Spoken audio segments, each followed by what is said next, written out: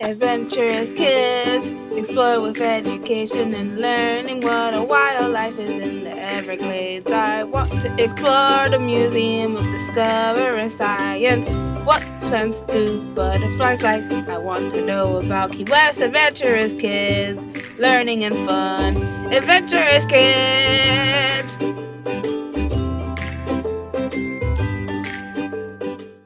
Today I'm going to tell you about functional art. So I like to call it functional art is when we paint or do art on something that can be worn or used. So if you've ever done like a pottery class and made a mug, that would be functional art.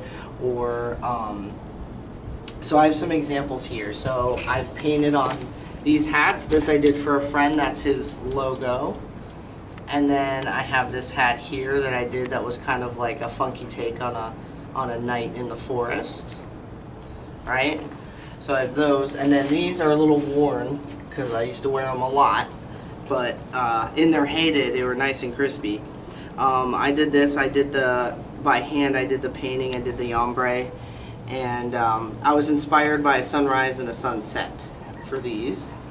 But I also you can also paint on shoes and do different characters and all sorts of fun things. So here's some other shoes that I've painted.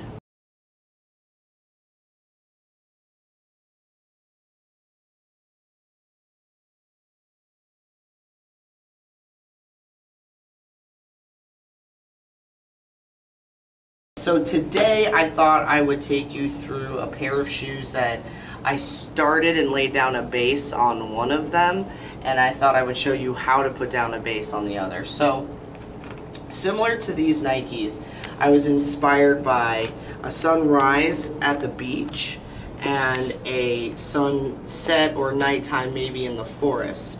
So I'm going to be going for like a nighttime look on this shoe, and I'm going to be going for more of a sunrise look on this shoe. I'm going to show you how I'm going to give this some palm trees, a little bit of detail. And I might clean up some of this stuff here too from the base. But a couple of things before you begin. One, always, especially if you're painting on canvas, so you notice I've painted on hats, you can paint on shirts. If you paint on shirts, you're going to need to get a paint thinner. I recommend something called GAC 900. GAC 900 is mixed in with your paint. It thins it out a little bit. It is going to bleed if you have a cotton fabric, so you're going to want to be aware of that as you come across edges and stuff. I recommend starting in the middle, seeing how much it bleeds out, and then doing what you need, filling in till the edge of what it is that you're painting.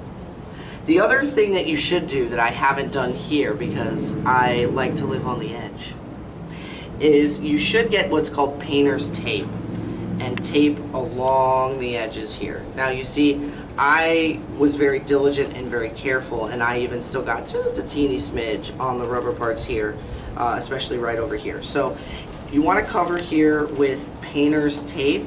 I'm not going to be painting the back of these shoes, so I really would have only needed to do just here. And then something to cover up this too. I recommend there's painter's tape that's kind of papery and blue, and then there's painter's tape that'll come in different colors that's a little bit thicker, rubbery of a substance, that I recommend for doing the lines here, because as you can see I got a little bit of sunset here and a little bit of the sun over here. The other thing you're going to want to make sure that you do is don't wear anything that you care about, right?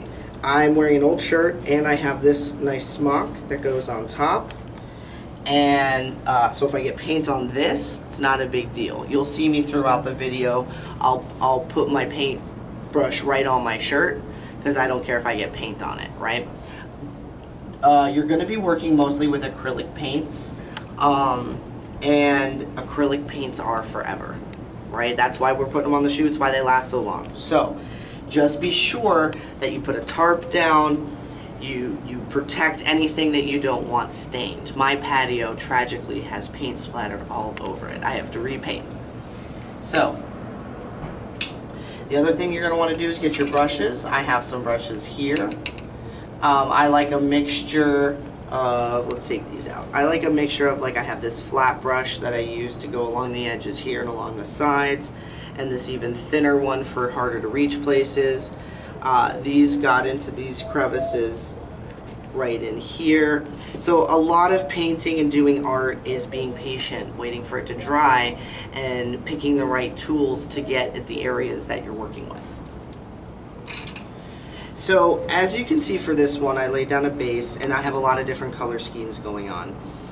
As much as this is going to be water and shadow, sometimes I will use a flat black when creating this scene, but I prefer to use dark blues and purples just because I think that's more true to nature than just a flat black. And it creates flat black here, which gives this a little bit more depth of field. Kind of looks like it's a dune behind this like waterscape here.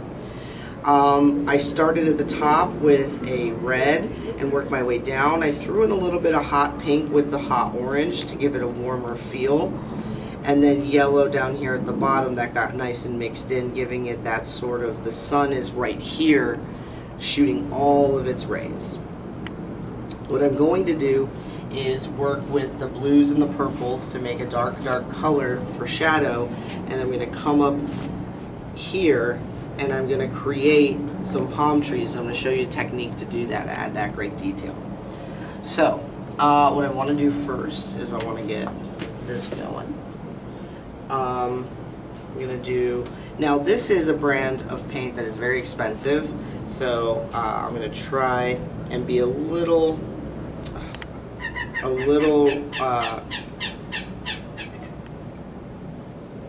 conservative with it so you get little drops,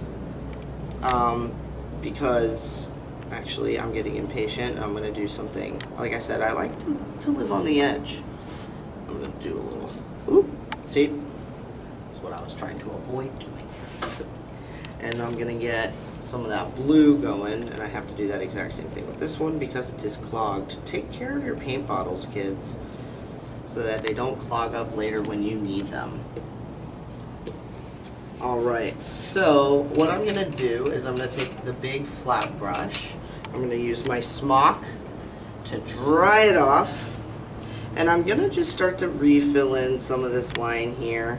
I want to get some like more mountains kind of going, sand dunes near the beach.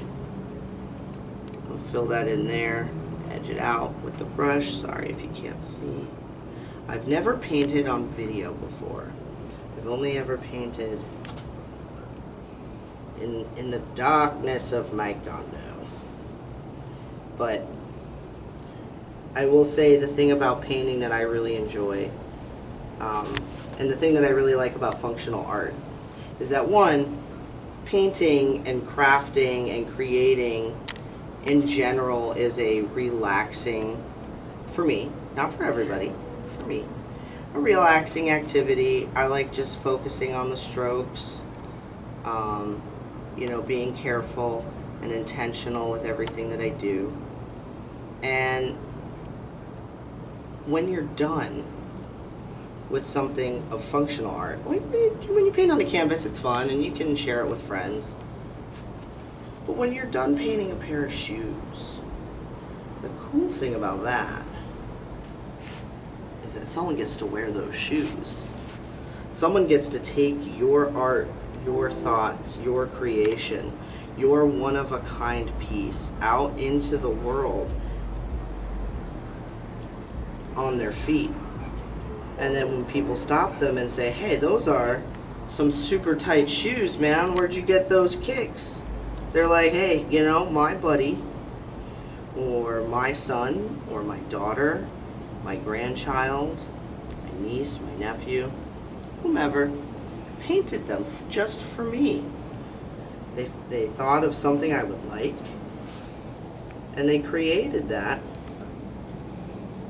just special and unique for me. And that's really at the end of the day why I really love doing this, is because, yeah, you know, art's fun and it's relaxing and it does a lot for me, but it creates these unique and valuable, I'm gonna mix this up a little bit, get it a little darker, I think, get a little crazy, mix up your paints. you can always, as long as you don't mix them in the bottle, you can always fix it. But, sorry, I'm trying to get this mountain to fill in a little more. It's the only other thing about the golden paint is it is a little thin, but once you've done many, many layers, it does stay on for, it is good quality paint. And honestly, too rich for my blood. I shouldn't have it. But, you get these unique and wonderful gifts, and a lot of my friends talk about how when they wear pieces I've made out, you know, people are always like, oh, that's so cool that your friend does that. You know, I wish, you know, I had a unique pair of shoes or a jean jacket or hat. All right, so I'm going to show you this really cool technique for the palm tree. Alright, so I have what I've created, these like dunes, these mountains. I'm going to take a flat edge brush, right? Got some paint on there, and I'm going to just swoop it down. And that is going to be the trunk of our palm tree. Right? Now from here, I'm just going to lie the edge of the brush flat from the base of the palm tree here. Just like this, maybe once more. Give it a little bit of an edge, right? Just gonna take down this excess paint. And then I'm gonna just, once more, just curve it a little bit. See how I just curved it just a teeny tiny bit? And now I'm gonna pull the paint that's on that line to give the leaf effect. I'm gonna pull. I'm really not good at doing it from this angle, so I apologize. Oh, nope, well, a little bit. Now, it might not look like much right now, but watch what happens when I do it now on the other side.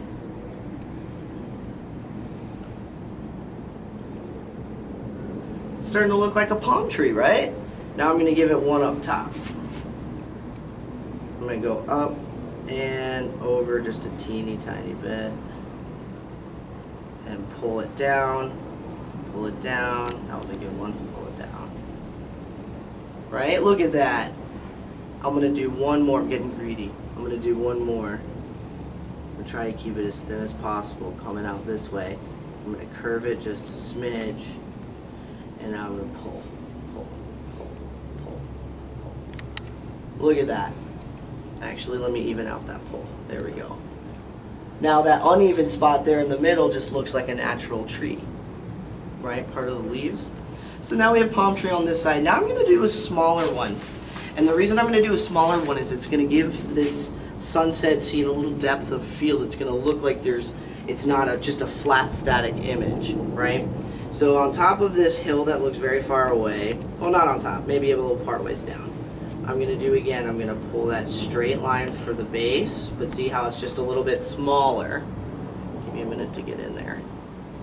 And I'm going to do the same thing. I'm going to do the flat line. Oh, we're into the rubber. That is where the rubber meets the road. Give it a little bit longer one over here. Coming out. Oh, I messed it up a little bit. I'm trying to get these angles for you. Right, we got that one. Fill that in. And he comes up this way. Just pull. Oop, that one's a little rough.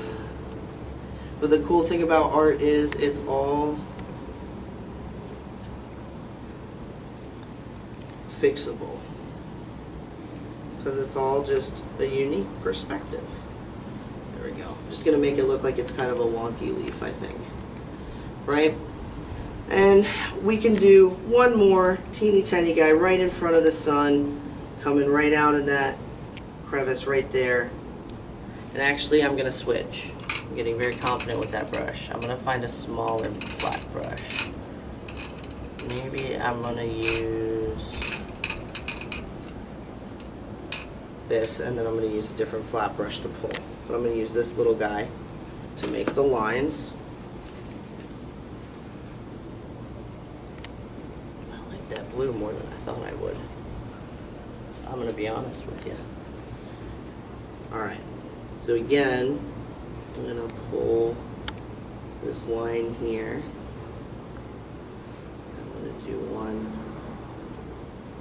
here. Ooh, look at that, I can pull with this little brush. Kind of gives it a little bit of texture, actually. Alright, look at that one. Might be one of our best ones yet. I think we found a better way to do this technique. I love when that happens. That just goes to show that sometimes people who even know what they're doing can learn a new way to do something. Sorry, I'm trying really. I'm used to. I'm not, like I said, I'm not used to painting on film. Might need to grab a little bit more. No. It's there. Oh yeah, this is the best one. Look at that depth of field. Look at that. Very cool. I might even, you know, for the sake of this video, I'm going to call this one done, but I might even go back in later and fill in more here just to make this a little bit more rounded out. Like I said, I try to stay away from a flat black. You could have used flat black paint on here for the same effect and purpose, but see if you can kind of get in here a little bit. I used purple and blue to create kind of a depth of field situation happening with the water and the shadows too. So up to you, your choice, but I'm going to call that one done. And so when you're done with your paint, now you could have made the decision to do some stuff along the edges. I apologize for this. I tried to clean this stuff off, wouldn't come off. These are old. You could choose to do stuff around the edges, and I have in the past. That's cool too. When you're done with everything, sorry, you're going to want to get what's called a sealer, right? This is called Mod Podge. I think they make the best one. And you're definitely not going to ever want to spray this in a house or in an enclosed area. I'm only going to do a little bit because it does get kind of intense with the fumes. But what it's going to do is exactly what it's called, a sealer, right? It's going to seal the shoe so that if you're walking in the rain, especially here in Florida, that's going to be a problem. It's not going to mess up the paint. So I'm going to take it over here. Actually, I'm going to spray it over this.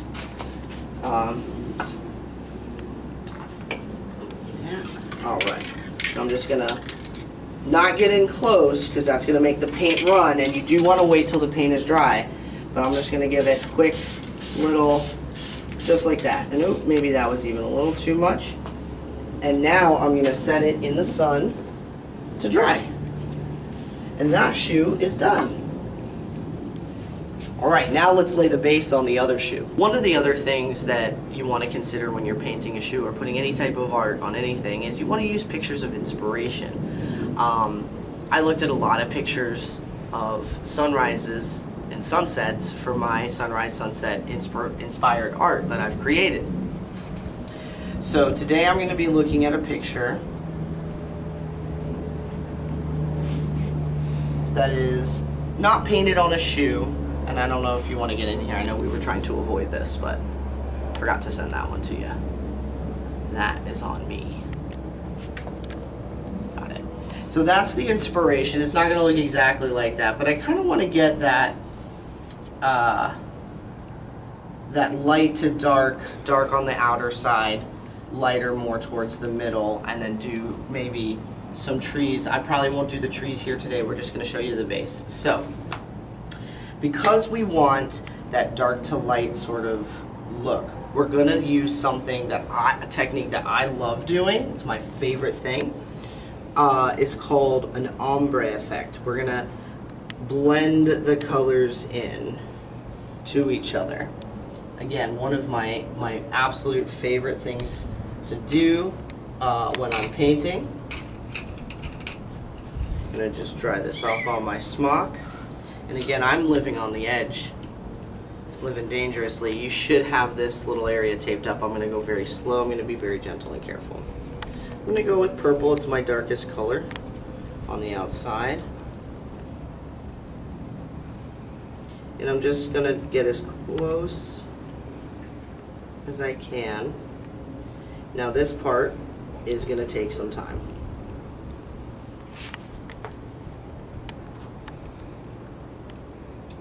And again, one of the other things that I love about doing this functional art is as I'm coming up with the idea for, you know, if I'm making a shoe for my friend or my mom, or a family member, you know, I get to, as I'm scrolling for pictures of inspiration, I get to think, what is this person like? What is this person, what would they want on their shoe? You know, because it's not what I want. If I was painting people things that was what I want, everything would have the green Power Ranger on it. So that's the other part too, is you get to think about the person you're creating it for. This all started when my nephew was very young. He loved a television show, but unfortunately the character of that television show, the main character, is the only character that got any merchandising, meaning it was the only character that like had shoes or had shirts. It was just this one character. That wasn't his favorite character. His favorite character was a different character. And he really wanted shoes with that character on them. And I've always been pretty decent at art. And I was like, I bet if I bought a pair of flat white shoes, I could make that happen for him. And that's sort of what started all this. And I was like, well, if I can paint that character, what else can I paint? What else can I do? Now, say you're somebody who's not particularly gifted with art. That doesn't mean you get to miss out. A couple of things. One, sometimes I just like doing stuff with colors. Covered in paint. Sometimes I just like doing stuff with colors.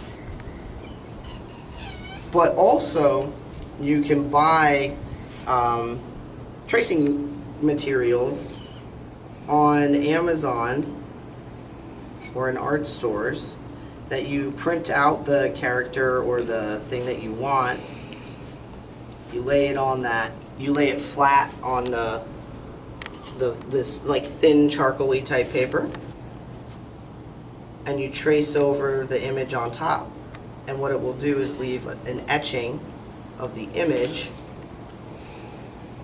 where you pressed. So if you put it on top of the shoe and you trace it while it's on top of the shoe, it'll leave an etching of the character you want on the edge of the shoe.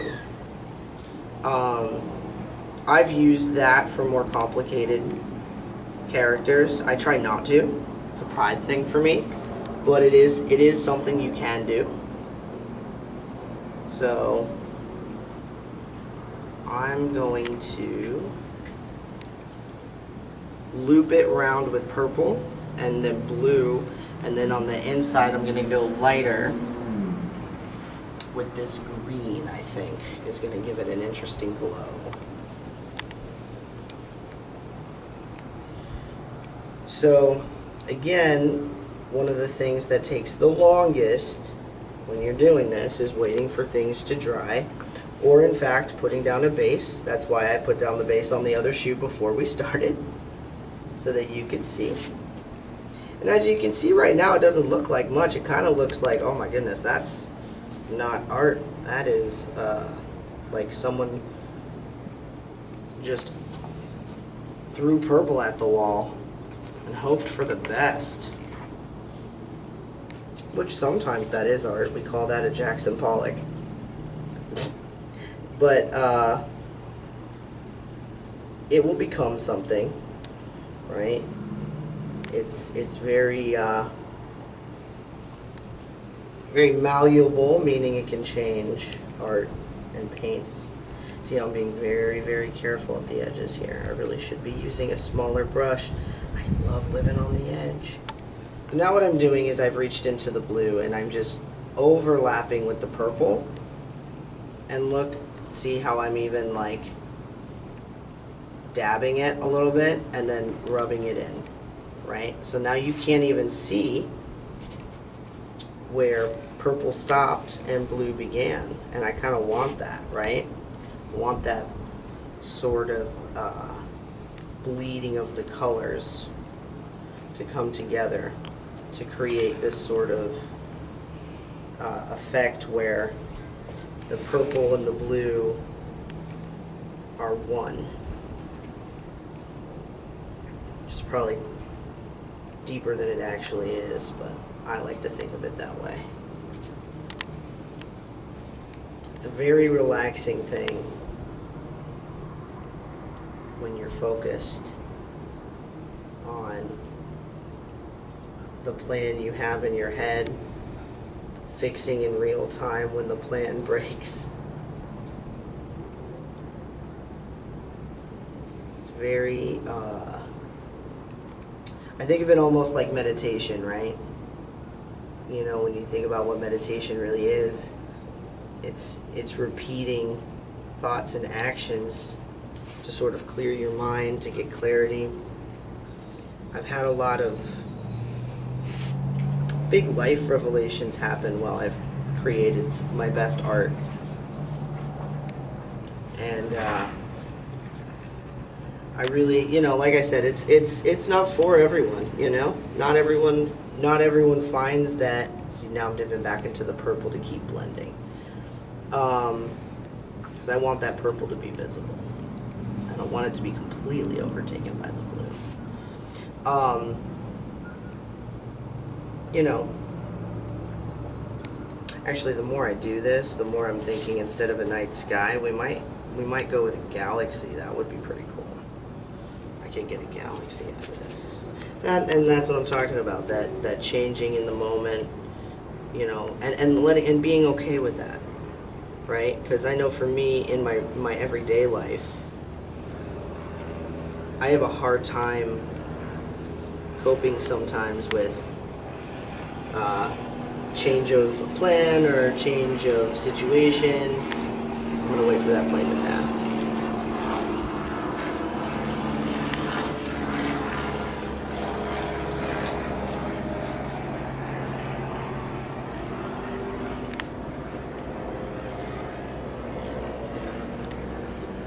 It's still going. I know that for me in my everyday life, I can sometimes struggle with changes of plans or change of circumstances, and you know, part of the it's not officially therapy, right? I go to a doctor that I talk to, but there's a form of therapy that's happening here that's very powerful, because it makes you stop and reflect, but at the same time there's nothing but you and the brush, and putting the strokes right where you want them. Total control, but not in control, because you control where the strokes go, but it might not end up being what you wanted it to be. And so how do you pivot, change, and adjust? Some people throw the whole thing out and start over. It's a valid method. It's not the thing you wanted. I personally like to try and take the thing and see if I can't transform it into something equally good, if not even better. So now that I've blended the purple and the blue, you can see we have this really interesting ombre sort of blending into each other thing happening, and you'll see that the middle doesn't look very nice right now. But I'm going to fill that in with this green, and what that's going to do is it is going to lighten it up a little bit. Green, if you know, is made from blue and yellow. The more yellow, the brighter it is. This is more of a blue heavy green, but still a little brighter than our purple and our blue. Yet another reason to tape around the edges when you get paint on your hands and you grab on the shoe. That's why I was double checking. Now I'm just gonna fill it in, right? And I even left some of that paint from the blue and the purple on the brush, right? That's bleeding through in the center there, you can see. I'm just gonna keep going back and forth, that same area, and look at that. Dab it a little bit, blend.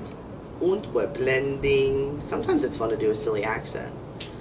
I like to do things just to make myself giggle sometimes. And sometimes it's very, as the kids say, cringy.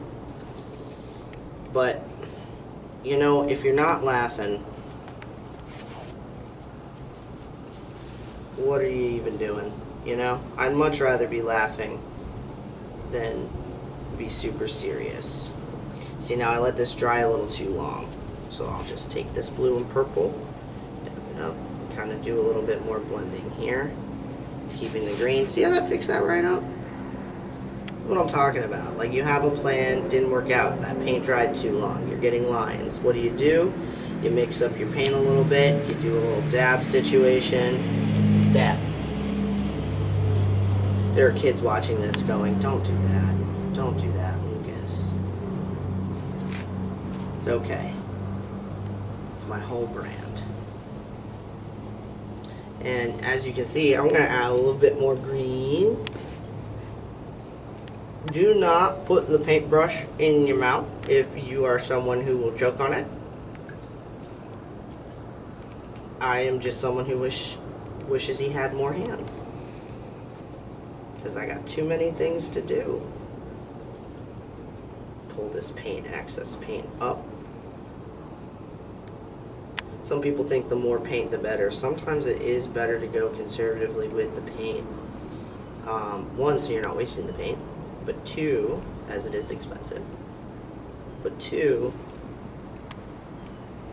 it is easier to add paint to something than it is to take it away or paint over it.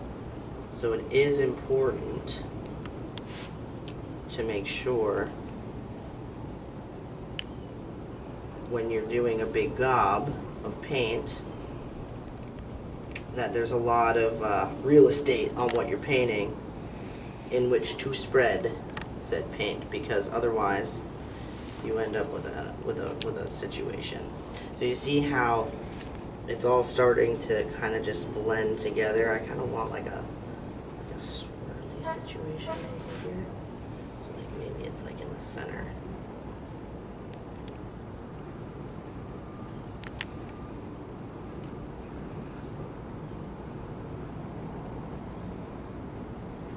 Really like the contrast of dark and light colors. Ooh, see? I should have taped it on and be using a smaller brush.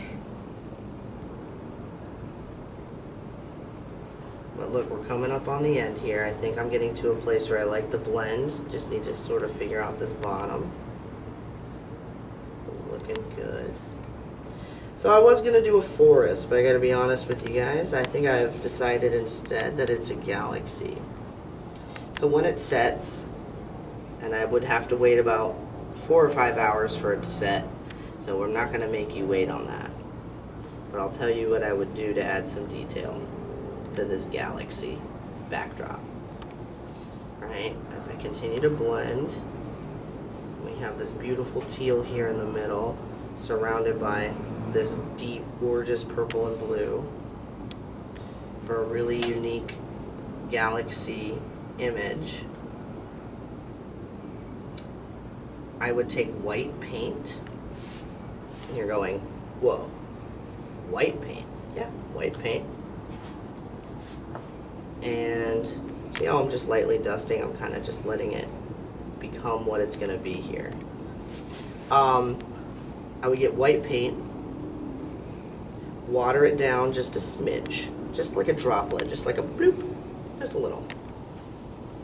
And then I would take a brush like this, and I would dip it in the white paint, and I would take my finger, and I back up, and I go like this, and it will splatter white paint on top. Now, if I do that now, the white paint's going to blend into the color that's there. It's still wet. But when I do that later after it's dried, it's going to sit on top of that color. And that is going to give the appearance of stars. And so what I like to do when I'm doing a galaxy is do a bunch far away like this, and then get like really close. So you get like a splattered line. And you're like, okay, that could be Orion's belt, right? You get these really cool and unique patterns.